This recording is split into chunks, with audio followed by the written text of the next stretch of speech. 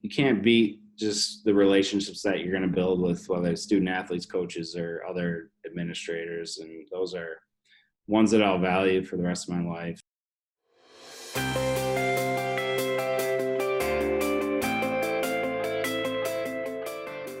Hello, everyone. Thank you for tuning in. This is Jen Maurer to this YouTube channel that I just started where we talk everything athletics. And with this YouTube series, we're kind of kicking it back to the past and talking to my former internship, volunteer, and work bosses and hearing their journeys and their stories. And the first ever guest on this channel to be interviewed is someone who helped jumpstart my career in the athletic communication, sports information field, which is the field I'm currently in right now. So I owe a lot to this person. And so without further ado, I'd like to introduce to you the Director of Athletic Communication and Media Relations from SUNY Brockport, Gil Burgmaster. Hey, Gil. Hi, Jen. Thanks for having me. Absolutely. And how's everything going in Rochester? Good. We're trying to stay busy at work. Obviously, times are a little bit different right now. But you know, it's a good chance to connect with people over social media, and we've been doing a lot of that and just trying to stay busy, a lot of meetings, trying to plan for the unknown, the upcoming fall seasons. And yeah, so we're staying busy and definitely spending a lot more time at home than usual. So aren't we all? And what a crazy time this is for sure. But obviously I want to kind of start this off with just you sharing a little bit about yourself. Yeah, so I went to St. John Fisher College, and where I was, intending on playing baseball and did play baseball there. Got my undergraduate degree at St. John Fisher in Rochester in communications and journalism. I was always interested in sports and working in sports, so I thought maybe be a sports writer or a broadcaster or something of that nature. Until like my junior year of college, I realized there was an opportunity in sports information, which is a field that not a lot of people are familiar with unless you're really ingrained in athletics. And, I kind of caught the bug there my junior year, interned and volunteered there for 2 years. And when I graduated, I was offered a position as an assistant in the St. John Fisher athletic department by one of my mentors is Norm Kiefer, who's still at Fisher in a different role. But yeah, that kind of got me kickstarted. And just like 3 or 4 months into that, I still had applied to other jobs because the job at Fisher was part-time. And I ended up getting a full-time job as the sports information director at Utica College in Central New York. So that really, again, was another huge step for me. First full-time job. I was 21 years old, running my own shop in terms of sports information at Utica. I was probably one of the younger SIDs, at least had SIDs in the country, I would imagine. And just dove into it head first. Was a lot of learning on the fly, and I was really building their sports information department from the ground up with the tools that I had gained at St. John Fisher. It was comfortable because it was in the same conference in the Empire 8, and I had a lot of good people that helped me along the way there. But fast forward, 13 years or so, I was promoted to assistant athletic director, and then I was promoted to associate athletic director, still in sports information. And then I just recently decided I wanted to move back closer to home and took this job at Brockport, where it's been amazing. There's just been so many throughout my career. I could talk for days about the amazing experiences that I've had. But this past year has been really successful. Prior to what we're going through now with the pandemic, we were Empire 8 champs in football. I'd never done that before, so that was exciting. We went to NCAAs. We ended up advancing to the second round in football. Our volleyball program won the SUNY championship. and went to NCAAs.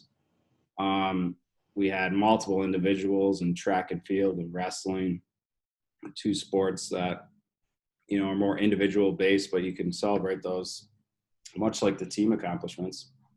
And then our basketball program was in the midst of a run in the NCAA tournament for men's basketball. And when everything kind of came down and the NCAA made the decision to cease competition right during the middle of the tournament, which I know was tough, but ultimately the right decision.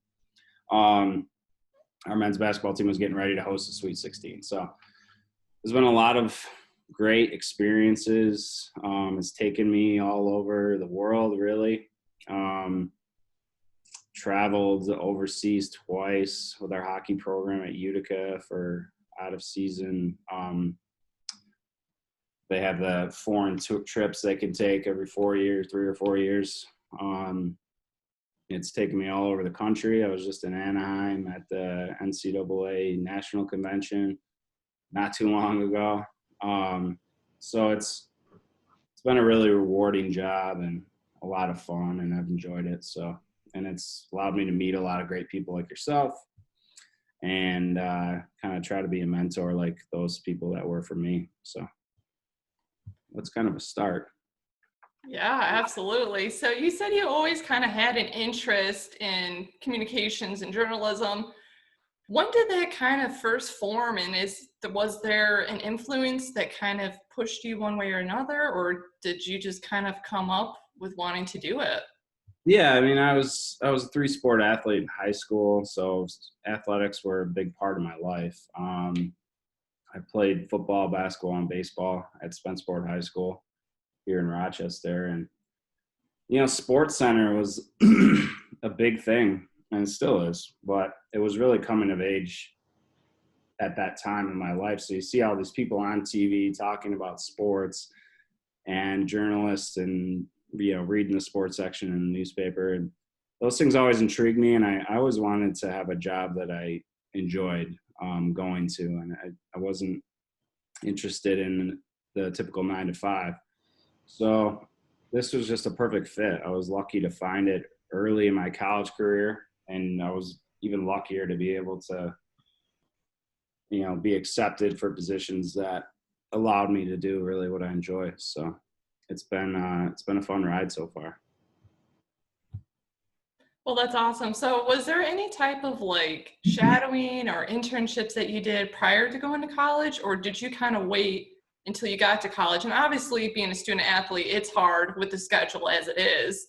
So just talk about maybe some experiences that you had along the way before landing the assistant job at St. John Fisher and then Utica. Sure. Yeah, I've never been somebody who says no to much, and I've been involved in so many different things.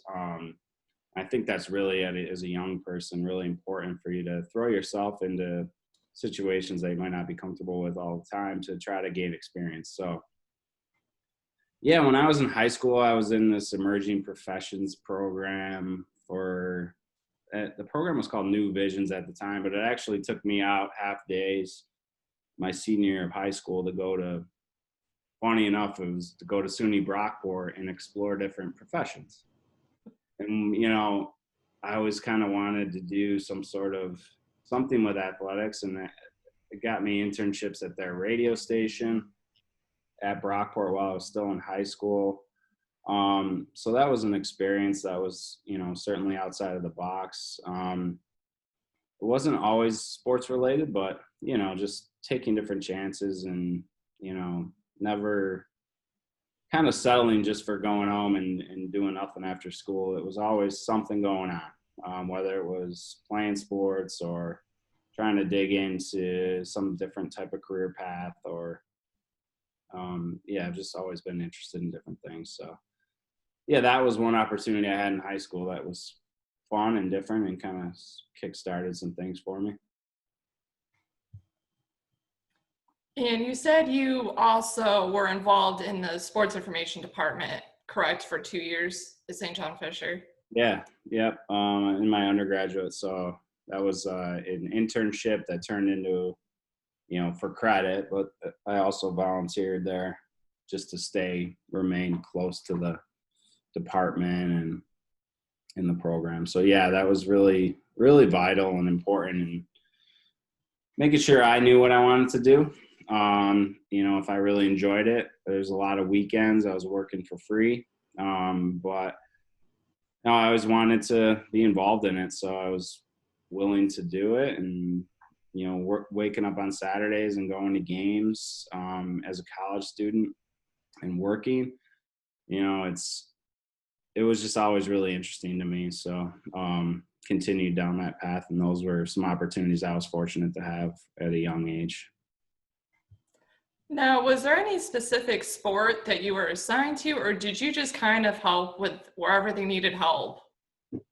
Yeah, I've always just whenever, wherever, whatever sport. I never really honed in on anything specifically in terms of sports information. I thought it was good to have a lot of different experiences. So one of the best parts about sports info is that it's going to open your eyes to so many different sports that you might not have played when you were younger. So whether it's field hockey, or at Utica we had water polo, or now here at Brockport we have wrestling. I didn't have that when I was in college at Fisher. It was big in my high school, but not at the college level. So, and now I'm even working gymnastics, which is brand new to me.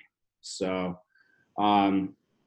yeah, I try not to hone in on anything specific, because I know there's always going to be challenges with new sports that maybe I'm not as familiar with. And I think that's the fun part of it. Getting to know the different cultures of the sport, the different type of people that you meet. It's just a lot of fun to be able to kind of experience something brand new and not be afraid of it, but embrace it. Absolutely, I can attest to that for sure. And also want to point out, you mentioned the word free. A lot of these student workers nowadays expect to get paid, but a lot of us had to do a lot of free labor to get where we are today. So I'm glad you kind of made sure to point that out. Yeah, it's tough. We wish we could pay everybody to work all the time.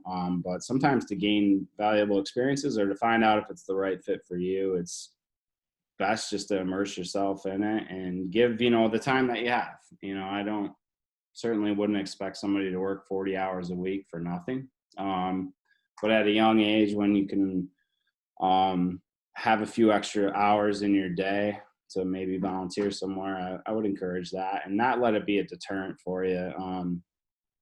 There's hopefully plenty of job opportunities that can pay, but when you want to get into a niche business like sports information or college athletics, sometimes you have to go through those situations where maybe you're putting in some time just for the experience. So Absolutely. I'll never forget walking into your office in 2013 with my resume, asking to see if you can help me, let me volunteer, and you did. And for that, now I am where I am. So you just never know what can happen now you in know, those situations, for sure. it's a lot. And Yeah. to kind of move on to the next thing, you said you've had a lot of great experiences, and this field certainly does, between the NCAAs, if teams go overseas. So can you kind of pinpoint, maybe if you want to give a top three or your top moment of an experience from this field? Yeah, there's been a lot. At Utica, we hosted the NCAA Division III National Championships for men's hockey a few years back, and that was a really cool experience to be able to host kind of the pinnacle of our level, and to be able to host a Final Four that was, you knew there was going to be a national championship handed out at the end of it. That was really cool. Big operation, a lot of great people involved in making it happen. It was a lot of local promotion, regional promotion that went into it to try to ensure that there was a good fan base there. The people we worked with were at the venue were amazing, because they had to flip the entire venue to make it more NCAA oriented, as opposed to what the venue was the minor league hockey rink. So that was one that I'll never forget, an experience that I'll always talk about when I'm asked about, really cool and incredible experiences. That was one of them. I spent a bunch of time on a national committee for women's hockey, where we determine selections of tournament teams after the at-large bids come out, and we actually put on the tournament. I did it in Plattsburgh for 3 straight years. That was a really cool experience. Met a lot of great administrators and people in the business from around the country that came together to host that tournament multiple times. So again, another chance to kind of see the pinnacle of what we're doing, and that's winning national championships, hopefully. That was another really cool experience. And then, you just can't you can't beat just the relationships that you're going to build with, whether it's student athletes, coaches, or other administrators. And those are ones that I'll value for the rest of my life, and a lot of great people over the years. So, I could not forget about those folks as well. So there's been so much. I mean, you go through it, you look at all the All-Americans and all the NCAA tournament appearances and things, and those are all pretty amazing. So I guess the final one I would touch on was like really early in my career at Utica. The first year I was even there, I was coming from St. John Fisher, and that season for our men's basketball program at Utica, we had a really good team, and we ended up getting an at-large bid in the NCAA tournament. But we lost to St. John Fisher, where I was just at, in the conference tournament championship.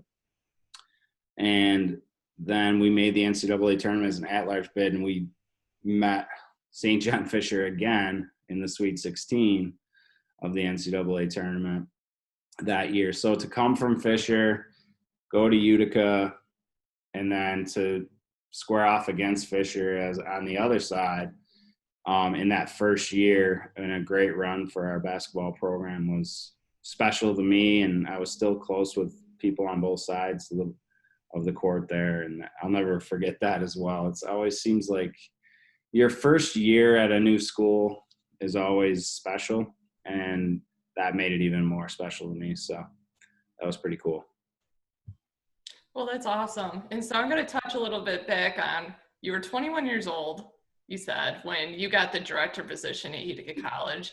Yeah. Obviously, that's a lot of responsibility coming right off, and I'm sure it had its fair challenges. So what were some of the challenges or challenge that you faced then, and how did you overcome it? And what are some current challenges for right now in this field? Yeah. Well, the challenges then I was facing was the college's athletics website was just kind of becoming extremely important. So they didn't have like an active day-to-day updated website. So the first challenge was really creating that. And we weren't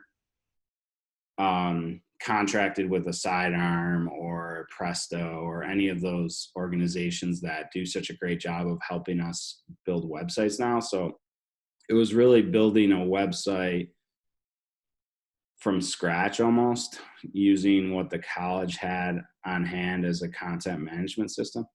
So that was one of my first projects there, was to build the website so that we could post news on it, make sure the schedules were updated with actual results, posting the box scores, photos, and things like that.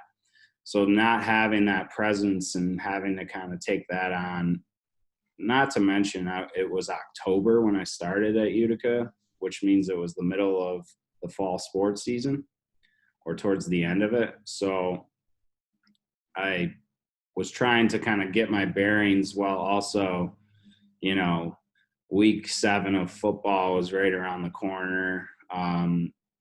It was just me. So it's not like I had 3 assistants or anything like that. And we had a lot of sports at Utica. So it was, both soccers, field hockey, tennis, football, cross country, just a really wild time to have to be kind of thrown into that super young. We didn't have a website.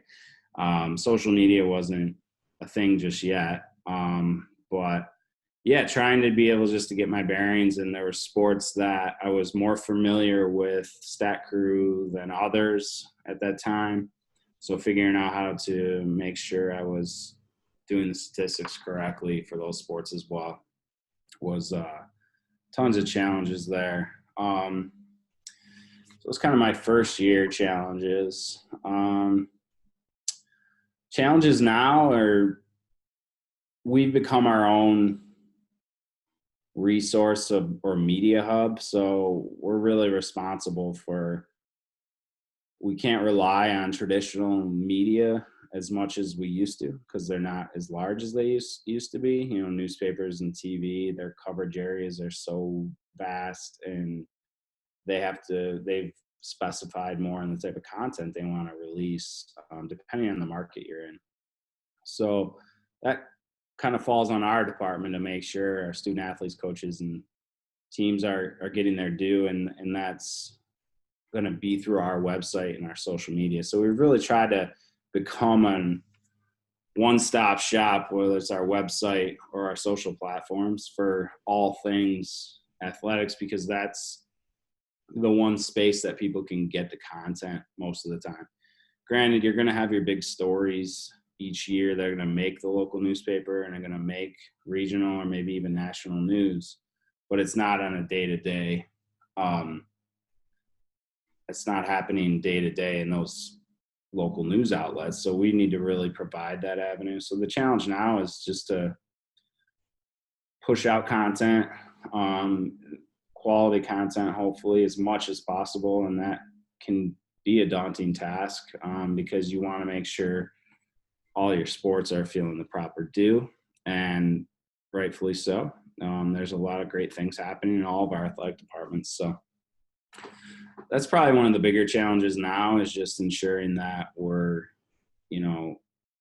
putting together the best possible content.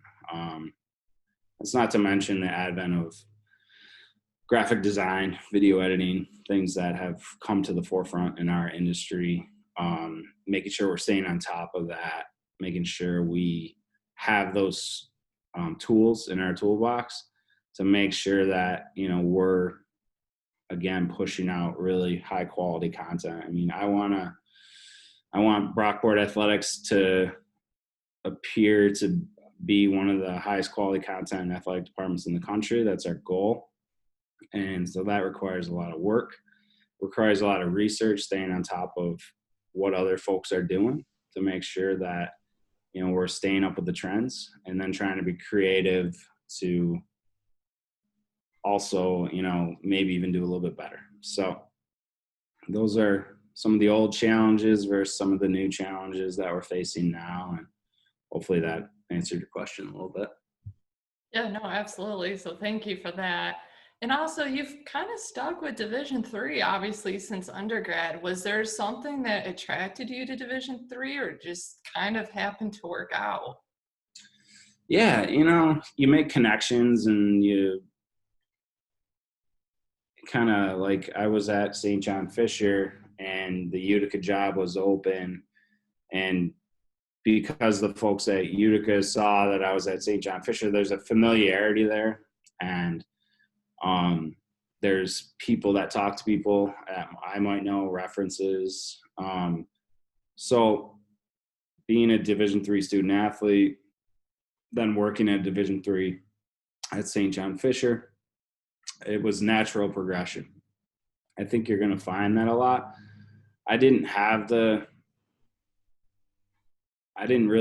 Division III was kind of where I was comfortable, and I wasn't really looking to move too far away. I was offered a head position at a young age, and I went for that. And then I think at this point, I enjoy the Division III level. I like the student athletes at this level and what they're all about. And same thing with the coaches. So it's kind of been my goal, is just to get to the highest points of Division III athletics, and that's my focus. I'd probably have to take a step back, maybe take like an assistant position at a Division I school if I was even offered that. I'd probably have to. So at this point, you know, I enjoy this level. I like working at this level, so I think this is the right space for me. So. All right. So with that, what advice would you give, you know, recent grads or graduate assistants who are looking to get into this field, and just some maybe tips or tricks for putting on a resume or for an interview? Yeah. My tips and tricks would include just meeting as many people as you can, involving yourself in as many opportunities that present themselves. If someone presents you with an opportunity to work, to jump at it. I've had so many different opportunities in this business that I've just said yes to, and they've made that next contact with folks. In terms of, you know, interviewing, just being prepared. You can never be over prepared for those situations. Know about the institution that you're heading to inside and out. How many conference championships did they win this past year? Being able to be knowledgeable and letting folks that are interviewing you know that you really care about this job opportunity is important. So being prepared and showing off, you know, all the work you've done. Hopefully you worked hard to get that interview, and now's the time to kind of just show off what you've done. Talk about yourself, talk about your experiences. Always lean on those things that you're comfortable with, which is hopefully the work that you've put out, and, you know, how you got to where you are, and kind of your goals as you. So just being kind of true to yourself, talking about yourself. Hopefully you've had time to really look at your resume deeply and explored everything that you've accomplished over the course of time, and being able to comfortably discuss that as it relates to the job that you're applying for is really important. So yeah, and in our business, it's important to have content that's out there that's high quality, and hopefully you can lean on that a little bit when you're interviewing. You know, if you work hard at it, hopefully you can put out things that you're proud of, and then you can bring those to the forefront during the interview process. So those are some of the things that I would kind of lean on in the interview process. So. Well, awesome. Well, speaking of content, if you'd like to see anything that SUNY Brockport has put out, Instagram, Twitter, Facebook, make sure you check the usernames that are listed below here. Give them a like, show them some love. And with that, thank you, Gil, for joining me today. I'm Jen Maurer signing off. Until next time, have a great day, everyone.